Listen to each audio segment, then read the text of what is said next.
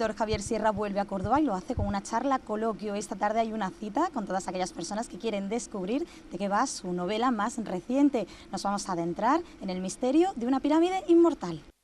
Javier Sierra ha presentado en Córdoba su nueva novela, La pirámide inmortal. El periodista ya publicó hace unos años otra obra al igual que en esta, el escenario era Egipto y el protagonista era Napoleón. Pero en este caso, su obra se presenta como una novela que comienza en el momento en el que Napoleón decide pasar una noche dentro de la Gran Pirámide. Como viene siendo habitual, Javier Sierra ha presentado su obra ante sus lectores en una charla coloquio, y una vez que el escritor terminó de contar sus anécdotas, fueron los asistentes los encargados de mantener una interesante conversación con él, que solventó todas las dudas expuestas por el público. El periodista realizó un breve e interesante recorrido por sus obras, donde siempre habita el tema del misterio de una manera o de otra. A La Dama Azul, La Cena Secreta, El Ángel Perdido y El Maestro del Prado, se suma ahora La pirámide inmortal, una cita de lectura ineludible para todos los seguidores de este escritor.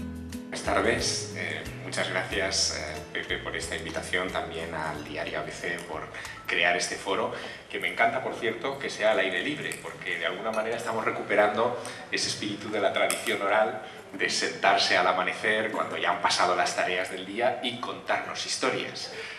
Ustedes en Andalucía todavía mantienen esa buena costumbre que se ha perdido en muchos otros lugares, de sentarse a la puerta de la casa a conversar cuando el calor deja de apretar. Bueno, pues esto es algo así, pero masivo, ¿no? Entonces me encanta. Dicho esto, Pepe, respondo a tu pregunta.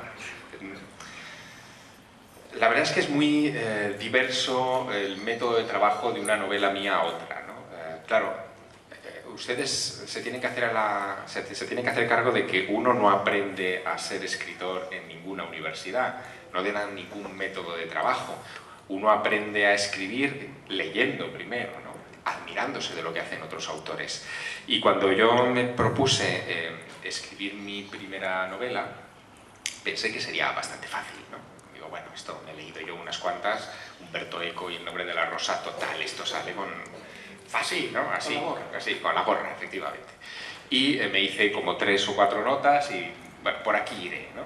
Claro, esa técnica de trabajo inmediatamente me llevó a varios fracasos estrepitosos que hicieron que la novela hoy tenga casi 400 páginas, pero haya otras 400 que nunca voy a publicar.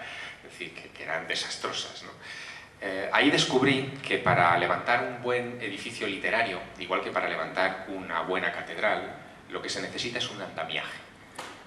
Necesitas unos buenos carpinteros que te construyan los andamios que van a ir guiando el crecimiento de los muros del templo. Y luego otra cosa muy importante que aprendí después. Le cogí tanto cariño en mis primeros libros al andamiaje que no lo terminaba de retirar del todo, porque el andamiaje implicaba investigación, dato, referencia histórica, y me daba pena que eso no llegara al lector. Me había costado un esfuerzo y quería también compartirlo con el lector. Así que en esa primera versión de La Dama Azul, que luego revisé 10 años más tarde, había como mucha información que no era necesaria, que formaba parte de ese volumen del iceberg que queda bajo el agua, que es importante para sostener lo visible, pero que luego hay que quitarlo. Con el secreto egipcio de Napoleón pasaba otro tanto de lo mismo. Era muy importante el andamiaje, pero el andamiaje no hay que mostrarlo, hay que luego retirarlo, y retirarlo concienzudamente, para que lo que quede sea una catedral, templo, un edificio, una novela maravillosa. O una pirámide. O una pirámide. Por lo tanto, respondiendo a tu pregunta en 2 frases, sí, yo construyo con esquemas, sí son esquemas muy meticulosos y trato de que sean muy documentados, pero incluso con ese esquema muy documentado y muy riguroso, al final también interviene en la construcción de esa novela algo que yo no sé cómo llamar, vamos a llamarlo inspiración, musa, no lo sé, que te ilumina y te hace unir datos y referencias de una manera que fluye y que a ti mismo te sorprende.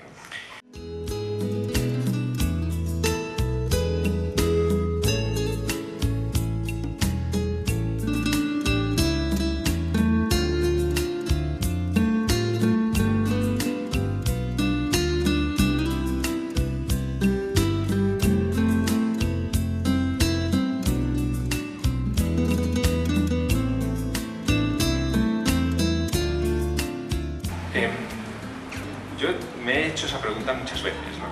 ¿Dónde estaba el origen de esto? Me la han hecho esta tarde antes de venir aquí, justo en una entrevista que he grabado para la televisión.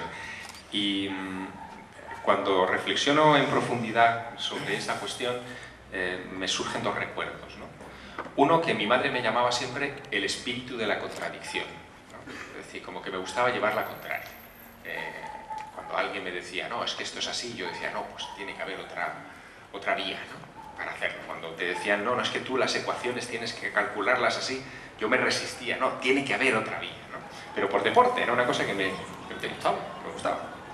Y dos, el siguiente recuerdo que me viene es una anécdota personal.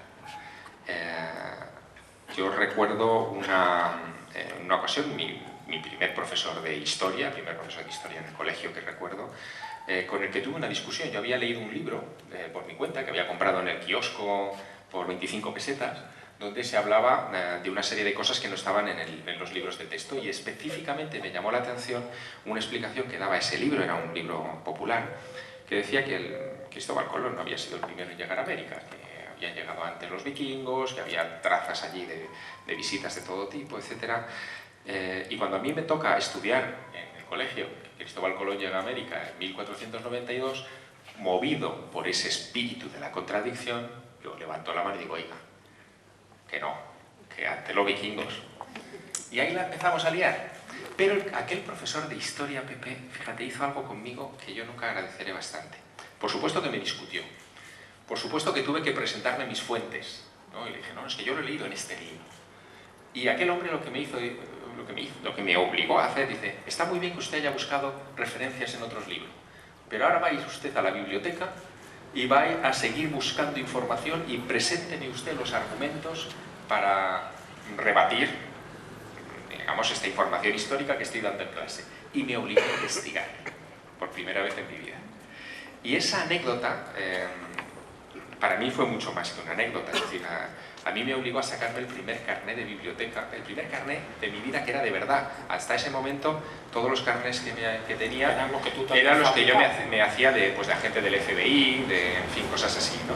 Pero carné de verdad, con una foto de verdad y que servía para algo, fue el carné de la biblioteca número 8 de la biblioteca infantil de Teruel. Me acordaré toda mi vida. Y fue por este profesor. O sea que ahí está el origen de todo. El Foro Cultural del periódico ABC ha sido el encargado de organizar esta presentación, en la que Javier Sierra volvió a mostrar su lado misterioso, y es que es imposible pensar en él sin vincularlo a lo desconocido.